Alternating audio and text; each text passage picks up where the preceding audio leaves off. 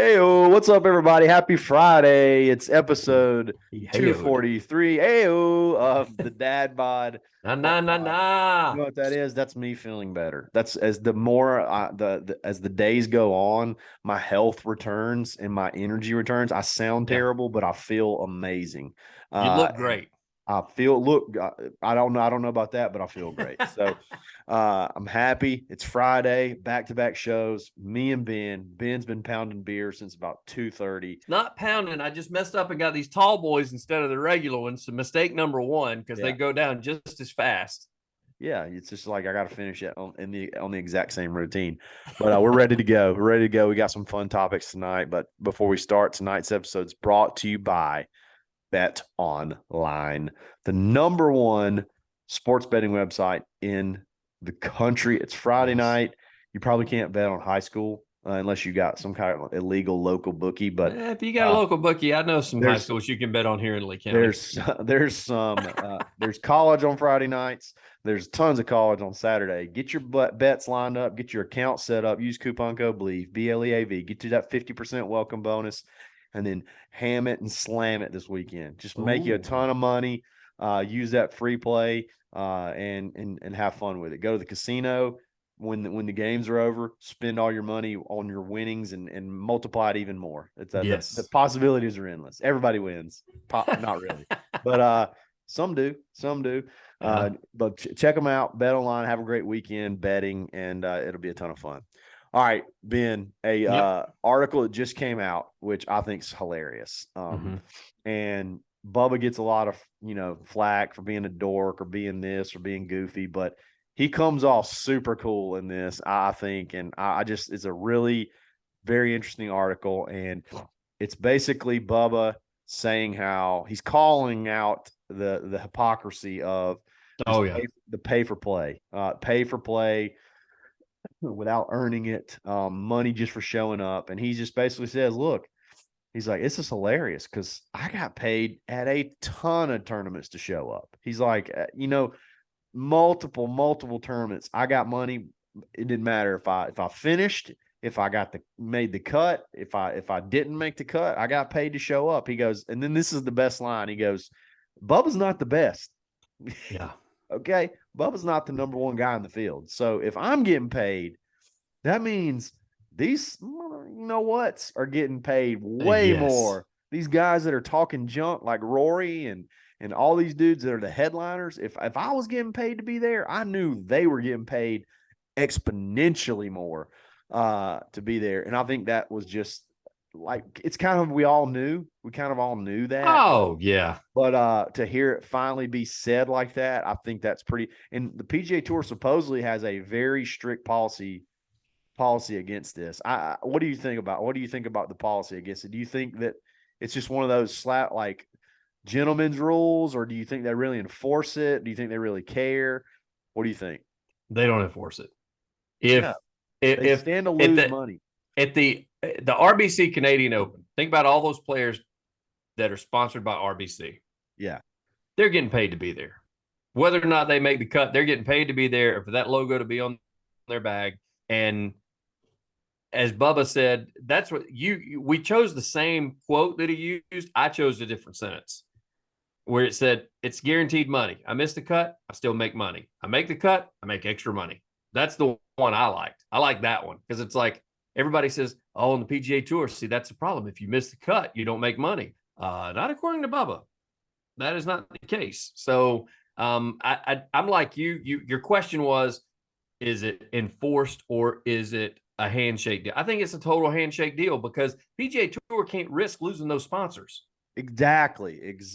So they can't enforce. What are they going to do? Are they going to tell RBC don't pay those players? Because Well, then those see, all players right, are going to be like, you know what? Then I'm not going to Canada this weekend. How about that?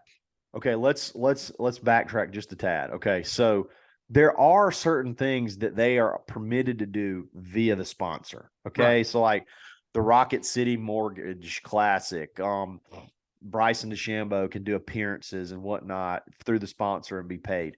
But what Right. is taught like that's just the sponsor of the tournament. The tournament committee of that city of that whatever they're still.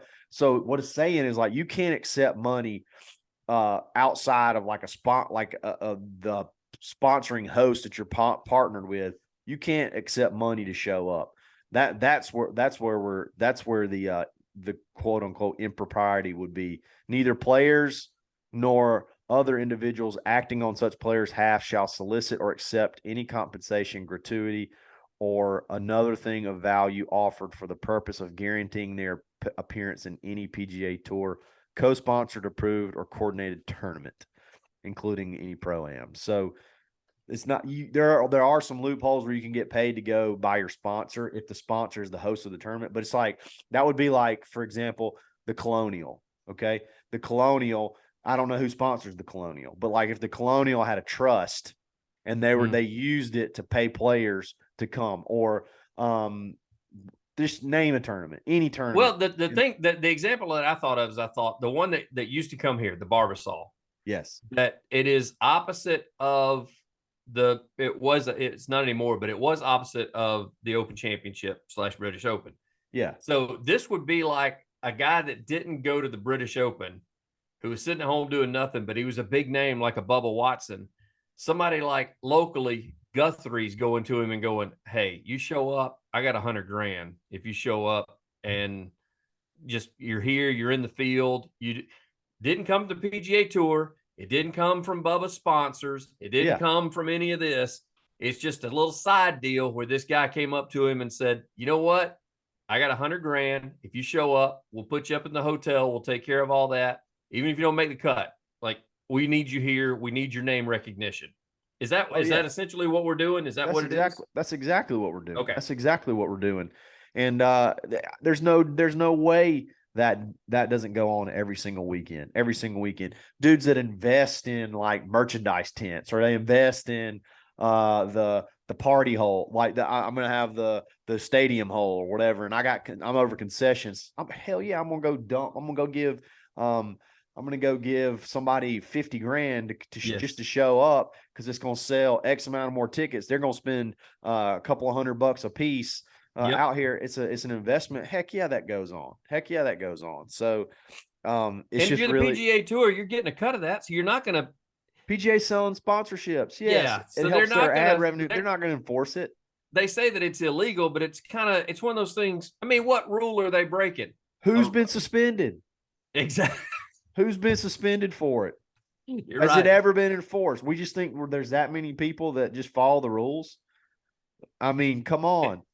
And this takes place. This takes place everywhere, because you and I have talked about it, because we talked about how hypocritical it was with the Live Golf and PGA Tour when they've been paying Tiger and Rory for years $10 million a piece to show up in Dubai and play 18 holes of golf, regardless if they make the cut or not. I mean, so this has been going on, but now it looks like it's been going on not just worldwide, but on the actual PGA Tour, the sanctimonious PGA Tour that thinks that they're better than everybody else. Yes. And as he just said, you're right. Your line was better than the line I liked, because you're right, or Bubba's right. If they're paying Bubba Watson, who has not done jack since he won the Masters, then they're damn sure paying Rory, who just won the FedEx Cup. They're damn sure paying JT. They're damn sure paying Tiger. And this is I thought it was well known. Tiger got like huge appearance fees to come just go play. I thought it was like a well known thing. Like you get to get Tiger, you pay him $1 million, he'll come play in your tournament. I thought that was it's not just that, it's the other money on top of it. Like I will say this: when Tiger plays in that Pro-Am out at Pebble, the AT&T Pro-Am, he gets paid jacked. I mean, it is unbelievable what he gets paid to play in that thing. Yeah. And so that is before he even tees the ball up on Thursday to try to make the cut. He has already made money. Yeah, Schauffele. He has said that, because he said he won't play in a Pro-Am unless the money's there. Xander Schauffele said he played in the Saudi International early in the year for an appearance fee. He's like, I'm not going to lie. I'm not going to sit here and lie about it. So I mean, it's been going Saudi on. International still not. Is that a PGA Tour sanctioned event? We're talking about PGA Tour sanctioned events. Yeah, that's true. That's true. Bubba's talking about actual PGA Tour, like the Travelers Championship or whatever. It's pretty funny. And again, I go back to this. Who has been suspended for breaking this rule? Like, it's clearly Not a rule. one Like, you person. can read it. You can read it. It's very well written and whatever. Who do you know? Like, is there a story where someone's been suspended for taking money for showing up to an event? I can't think of one. Maybe there's a bunch, and maybe I'm going to look like an idiot after this, but I don't think I am. I'll remember this ever happening. No, the only suspensions that they still won't say that they suspended Phil. And Yeah. even when DJ went through his drug problem that he had, he was not suspended. He was missing due to health reasons. Tiger went through sex ed class or whatever it was, sex rehab. Rehab. And he was also not suspended. He was entering rehab, so he chose I think to I step need to go away. to sex rehab for like the opposite end of the spectrum for not doing it enough. For not doing it enough. That's just bad luck, bub. They don't have any rehab for that. They don't have rehab for that. It'd be fun rehab though, probably. They get to tell you, no, you sit around and y'all all moan about how you're not getting it. It's got to be the most depressing place in the world. No, like physical rehab. I was thinking, that's therapy. That's like psychological therapy. I'm talking about rehab. You may need some of that too. Yeah, I may need that. I may need to go lay on a couch somewhere. Anyway, I don't know how we got to that. I'm not going any further. My wife may listen to this. Yeah, I am leaving that one alone. Yeah, let's just drop it right there and go straight into Swannies.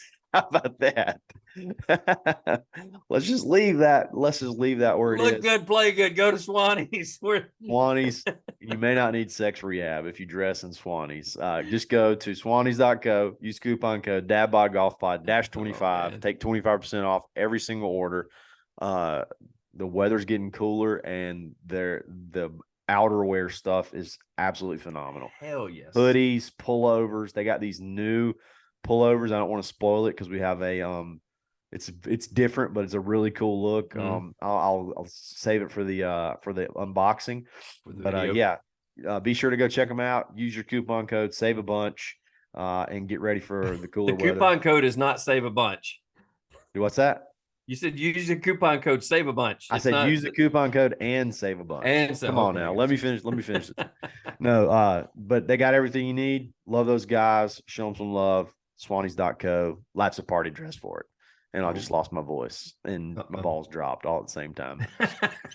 All right. Speaking of balls dropping, how about some shots dropping? We found another article that I think could be a lot of fun. It's 10 tips that will eliminate your blow up holes. First of all, that term is funny to me. Every time I hear blow up hole, it makes me, I don't know, makes me kind of giggle a little bit. Makes you giggle? Kind of like bazoo and poot? Maybe I'm a child. I don't know. But these are 10, like I said, 10 tips. We're going to help you. We're going to go through, are we guilty of these? Maybe a story or two. We're going to go through it pretty fast. It's going to be fun. But here we go. Golf Digest, 10 tips that will eliminate your blow up holes. All right. So number 1, let the lie dictate your shot. I can't do this because I don't have multiple shots. I don't even, I just cannot follow this. No. So it's basically, don't think this should be number 1. Yeah, I don't either. The lie, not for amateurs. This is number 1 for pros. This is not number 1 for amateurs. No, look, here's the deal. Just don't. If you got a funky lie, just go ahead and say, how can I make bogey here? Like, let's just don't be the hero. How can I not make double? So if the ball's way up here and you got to hit it, or it's sunk down in the rough, let's just try to think. You don't have a shot. Let's just be honest. You don't have a 150 yard deep in the rough ball above your feet shot. Just be honest. People that are listening to the show, we don't have that shot. So we're just going to chop it out and try not to make double. That's it. That's what you got to do. Don't be a hero.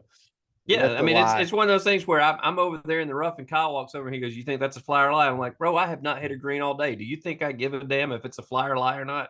I'm just going to try to hit it straight and let's hope for the best." That's what my goal is right now. Yep. The biggest thing they say in this is just make sure add loft. If you're in the deep in the rough, loft is your friend. That's the biggest key. So loft is your friend deep in the rough. Number 2, get your number to the middle of the green. I always want front yardage and middle yardage every single time. That's how I pick it out. That's how I decide how I want to play the shot every single time. I'm okay. I mean, we have our Blue Tees rangefinder, so it will tell me what it is to wherever we're shooting it. I want front number. You give me front number, and I can add 10. That's going to put me in about the middle of the green, or at least the front quarter of the green, and I'm at least going to have a 2-putt at it. There you go. That is what if when we go out and we have little bets here and there, and these guys start going pin seeking, I want that front number. I'm going to add 10 to 50, depending on how deep the green is. There's some greens we play that are pretty darn big. But give me the front, and I'm going to add 10 to 15 yards. That's at least going to put me somewhat close to the center of the green, even if it's not the center. I mean, beggars can't be choosers at that point. But that keeps me, because I've told you before, I'm notorious for not having the confidence and flying the green, because I'll go ahead and club up and decide to, I don't know. I'm like, no, I cannot get it there. And then I end up flying it. So I'm like, give me that front number. Let me add 10 or 15 yards. I'll tell you what, I'd say instead of number 2, saying get the middle number, I would rather have the front number than the middle number. Yeah. You give me the front number and I can handle it. That's why I like when you shoot pins and you can't really see the green, what number does that shooting the flag really do to you if you don't know where the front of the green is? Does it really help you? Because now you're going to fly. What if it's on the front and you fly it long? Now you hit and you're way, way off the green. If you could have just played to the front of the green, you got an easy little chip, or maybe you bounce up onto the green. I mean, front is, to me, I disagree with number 2. I want front yardage, not middle. But I'm sure Grayson Huff will just he's absolutely going to destroy us whenever he listens to this. Eviscerate us on that one. But he's going to go, the two of you can't hit a green to start with. Why don't you just try to get the middle number? There you go. There you go. Number 3, find the no-go zone first. No golfer goes into a shot planning on hitting a bad one. No golfer goes into a shot planning on hitting a bad one, yet the smartest golfers plan for that eventuality anyway. So when you're looking at a shot, find okay, that can't be. That's a definite no-no. So what do I do from here? The problem with that is a lot of times when I identify the no-go, in my swing thought, I'm thinking don't hit it in the no-go, and then I hit it in the no-go. You know what I mean? Does that make sense? It's like positive self-talk. Let me tell you the hole that gives me fits on this. Because when they say don't hit it in the no-go, and you can relate to this because this is your club, is number 3 at AU Club. I'm always going to be anywhere from 135 to 165 yards out, depending on where they got the tee box and depending on if I caught the down slope and it kicked forward or not on my tee ball. Okay. No-go. You ready for this? You've got 2 bunkers deep. Okay. Deep is bad, and everything's downhill from there. So you can't stop it on the green if you go deep. Well, you stop it on the green, but you're not going to stop it near the hole unless the hole's at the very front of the green. You may luck out. No-go for me also, short left, water. Forget it. Pins on the right side, short right, you've short-sided yourself, and you, again, are going to run away and have to try to scramble to make par from 25 feet. Sure. That hole, for some reason, gives me so many fits because all 4 corners of it are protected by something. So you just go long left. That's what you do every time. I know that sounds so easy, but then you bring the water into play if you don't hit it good. Yeah. No, it's tough. It's a tough shot. I don't know why that's in my brain, because everybody else, when I play it, it seems so simple. They go to the center of the green, they hit their 140-yard shot, center of the green, all good to go. And so that holes like that, other than that, I've told you before, me hitting a little baby cut, I have to force myself not to aim at the pin when it's on the right side, because if the cut gets away from me, I've short-sighted myself. But then again, if I aim, then I'll start aiming. I'm like you just said, I'll aim too far left and I'll hit the damn thing straight as a string, and then I've got a 55-foot putt for birdie. So, but you're right. I mean, I do like this on number 3. That's something that I do. Maybe that's something negative about me, but when I'm looking at a green or on a tee box, I'm like, I can't go there. Like, this is not where I want to be. So I got to be here, whether it's off the tee or it's an approach. Or if I'm even up by the green, I'm like, don't leave it in the bunker. This is what I don't want to do. So but my mind will make me do that though. That's like when that's what when you're thinking, don't do that. Your mind's just thinking, do that. You know what I mean? Right. Oh, I get it. Yeah. Don't miss right. Well, then you're gonna miss right. Instead of like, let's hit a little rip draw right here and end up on the left side. You're thinking don't miss right. You're gonna go right. I think it's positive self-talk. I don't think you find I don't think you need to find the no-go zone. I think you need to find the go-go zone. How about that? I get it. Grayson's just running the car off the road right now. All right, number 4, study the slope of the green on your approach shot. Says it. Kyle said go zone. That's what Kyle said. Study the slope of the green on your approach shots. I don't think I'm good enough for this. I don't think I'm good enough for this. Me either. That's just not. I'm sorry, Butch Harmon or whoever wrote this. That's not going to happen. There may be some shelves and things that I look that I try to I want to maybe avoid, or maybe I want to know that I don't need to be above this pin, or whatever. But for the most part, I'm just trying to hit the green. So that's probably not going to be one that I'm going to take to heart. Listen, Butch, not there. I'm 185 out, man. I'm just trying to get it on the green. I'm not studying the slope. I'll worry about that when I get up there and try to 2-putt. That's just not. I'm not worried about that. Yep. Number 5. This seems pretty obvious, but pick a target behind the green. This for me should say pick a target behind the green and hit it, because that's what I do. Go deep and hit it. Yeah. Don't fly the yardage to that target, but let that be your line. Sometimes that's a pretty good idea, because it's hard to get locked on a pin. You can look at a tree a little bit higher, easy level with your eye line. I'm with that. Aim small, miss small. I want to hit it. And you hear guys do this all the time. I mean, when you hear caddies talking to pros, and they'll tell them to say, I like that TV tower on the right side. The best moment ever was Tiger at one of the Opens, and they're talking about his line, and he picks out like a clock tower off in the distance, and he hits it, and he says, "Is that the one, Stevie?" And he goes, "That's the one, Tiger." And he was cocky about it. Yeah, is that the one you're talking about right there? The one I just hit right at? Is that the line? Yep, that's it. That's the one. I could definitely see how that could help. Yeah. And I will do that. That's not an issue. My issue again is that takes us to number 6. Number 6, take an extra club. Not for you. Yeah. I think the key here is amateurs. We think our yardages are the best one we hit. You know what I mean? The best 9-iron. That's what I hit. Instead of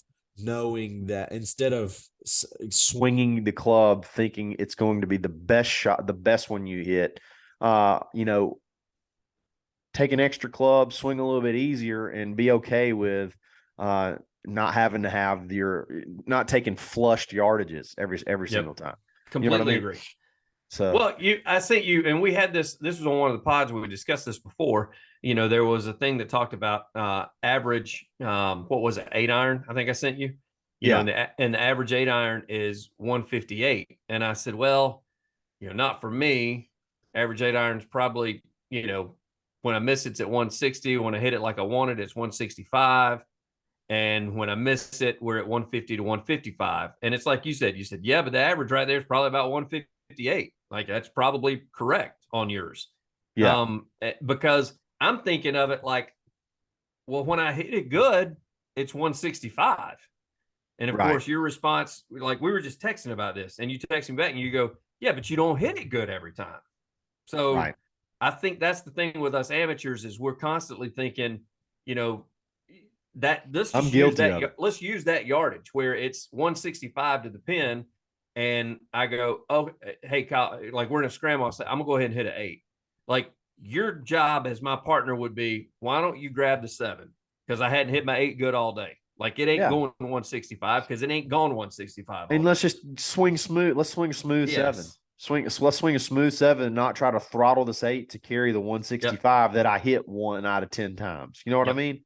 Like instead, let's just throttle that 8 down, hit it about 155 and at 75-80%, and you're golden. Take an extra club. Take an extra club. Quit letting your buddies talk you into hitting more club. Quit asking your buddies when Kyle hits the ball way further than I do. As a matter of fact, if I'm asking him what he hit if I say, what'd you hit there? And what'd you swing there? If he says 8, I'm going back to my bag and grabbing a 6 because he's 2 clubs longer than me. Quit trying to keep up and measure your peckers with your buddies, because it's not working, man. If you got a guy that just pounds the ball and hits it well, and you're like, what'd you hit? And he says 9 iron, and you think, okay, well, I'll hit an 8. No, stop doing that. Right. Hit what is comfortable and what you know can get there. Quit saying, I mean, there's been times I hit it on where, a track, man. I hit on a track, man. It was I hit my 9 iron 165 Yeah, you did, from 73 degrees with no wind inside of a building with in a thin perfect air. lie. Yeah, In a exactly. perfect lie, with a guy that's trying to sell you clubs, so maybe the numbers are juiced a bit. You know what I mean? There you And go. And so, because how many times you get to a par 3, and there have been times where people are like, "Are you kidding me?" Where I just feel, if I'm the one going first, I'm like, okay, I got it on 8 at an AU club. I'm like, I got to clear the water, but I don't want to go too long, so I'm going to hit 6 here. And then after I hit it and I catch it good and it goes to the middle of the green, and like one of the guys in the group will go, "What'd you hit there? 7?" And I'm like, "No, I hit a 6." "A 6?" I'm like, "Bro, you just hit what you want to hit. I'm just telling you, that's exactly. what I felt Who comfortable cares? getting there with." Who cares what it was? I Right now, I I'm in parred the it and mid- you doubled. Yeah, right now I'm in the middle of the green and you hadn't hit yet. So you do whatever you want to do. How about that? There you go. Yep. All right, number 7. This one's tough. Sometimes laying up is best. Tough for you, not for me. I don't get a chance to go for it too very often. We all want to be. And I don't want to spoil number 9, but yeah, you want to hit that great shot. You want to hit that 3-wood and, the 3-wood into a par 5 and stiff it. I mean, we all want to do that, but this is probably good advice, especially when there's a lot of trouble in play, or if you get yourself in trouble and you don't want to hit that. You get yourself in trouble. Getting in position, back in position, and laying up versus trying to go for it can really bogeys, and this goes into number 8, because bogeys won't kill you, but doubles and triples will. I believe in that.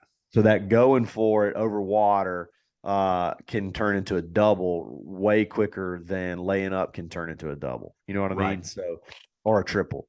So bogeys won't kill you. That's what we got. That's what you got to double bogey or worse avoidance. That's got to be your mindset a lot of times, because we're not going to hit every fairway, and we're not going to hit every green. So I want to get as close as I can for a par, but let's just be honest. Let's get a run at par, but let's make sure we don't leave it in this bunker or we chunk it short. Let's get it on the green. Bogey won't kill us. Doubles and triples will. I like that mantra. I've come to you with this, and I've told you when we did this, what was it, heading into 2022, me, you, and Nate were talking about what our goals were. Right. And mine was cutting down on my doubles, which I'm nowhere near, but it was cutting down on my doubles because I was keeping my cards. And I know that the Again will do this if you keep up with it, but I don't do the shot by shot. I just put in the total score on Again. But I kept up with my cards and I was looking at it, and I'm averaging like 3 doubles around, but I'm still at 8. So that means I'm 6. I'm shooting 6 over par before I step on the course. Yep. That's like tough. I'm a 78 par golfer before I step on the course. So I was like, I've got to eliminate the bogeys. Yep. And I mean the doubles, not the bogeys, but eliminate that. So that just lets you know that the fact that I am around at 8 and I'm starting out with 3 doubles, that I make a ton of pars and birdies. Yep. Yeah. I don't make a lot of bogeys. It's either double or birdie. It's one of the two. It's really no in between. So I've got to eliminate. 8 speaks to me. I've got to get rid of the doubles. There you go. Number 9, this could be one of the reasons. Don't be a hero. Don't try to hit the hero shot all the time. Know your strengths, know your weaknesses. Sometimes this goes back to what you were saying. Take your medicine, man. If you're there, don't try to hit that.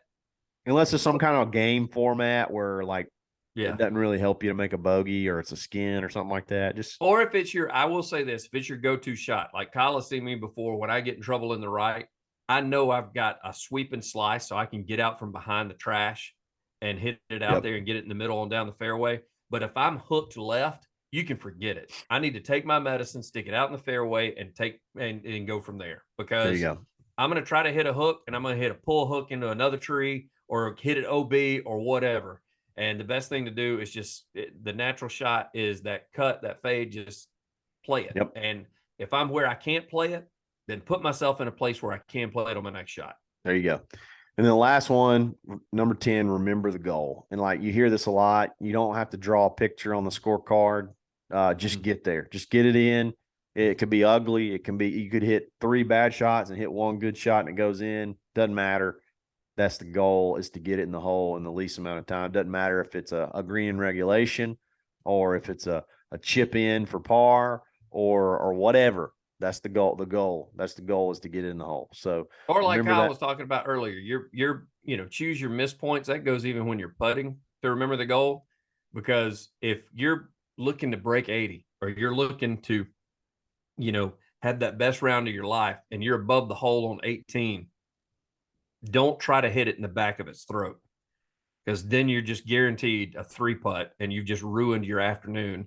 Yeah. Because, and I'm not saying lag every time, but it's little stuff like that where you've got just a super downhill swinger. And how many times have you seen a guy who you and I are like playing against them and they're gambling or something, and you put it in their head. You're like, hey man, right here gets you 79 if you go ahead and jar that thing. It's guaranteed that they're throwing it 10, 12 feet past. Yep. Talk them right into a 3-putt. Right into a 3-putt. Good stuff. Good stuff, Ben. Funny stuff on the PGA Tour money thing. And then you got the 10 ways not to have blow up holes. I think that's good stuff for all of us. It seemed sort of primed towards the better player, but I think there's some good stuff for even like us to take away from. I think one or two were not good for us hackers, but the rest of them, I think we could all learn from. Absolutely. Absolutely. Y'all have a great weekend. We'll be back on Monday. Everybody's feeling good. We're going to be ready to rock and roll. Play some golf this weekend, watch some football, drop some bets, have some fun, and we'll catch you back on. Kyle and I may have a little surprise for you guys to talk about in about a week or so. Oh, yeah. So hang in there. Hang in there. All right, y'all have a great weekend. We'll talk soon. It's the Dad by Golf Pod. We're always stroking.